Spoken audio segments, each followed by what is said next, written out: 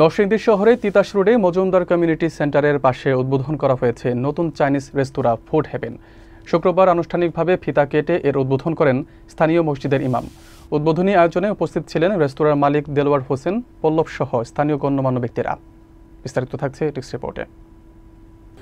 নরসিংদী শহরে তিতাস রোডে মজুমদার কমিউনিটি সেন্টারের পাশে আনুষ্ঠানিকভাবে যাত্রা শুরু করল নতুন চাইনিজ রেস্তোরাঁ ফুড হেভেন।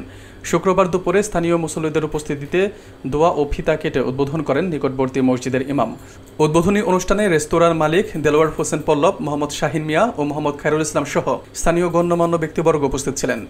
অতিথিদের জন্য পরিবেশন করা হয় বিভিন্ন স্বাদের চাইনিজ খাবার, যা উপস্থিত অতিথিদের প্রশংসা করায়। উদ্যোক্তা দেলোয়ার হোসেন পল্লব জানান, ফুড হেভেন নরসিংদীবাসীর জন্য এক নতুন স্বাদের দিগন্ত উন্মোচন করবে। তিনি বলেন, এখানে মানসম্মত ও বৈচিত্র্যময় চাইনিজ খাবারের পাশাপাশি থাকবে আরামদায়ক পারিবারিক পরিবেশ। কর্তৃপক্ষের আশা, এটি পরিবার, বন্ধু ও প্রিয়জনদের নিয়ে সময় কাটানোর জন্য এক আদর্শ স্থান হয়ে উঠবে। নরসিংদী শহরে তরুণ উদ্যোক্তাদের নতুন উদ্যোগ হিসেবে ফুড হেভেন স্থানীয়দের মধ্যে ইতিবাচক সাড়া ফেলেছে।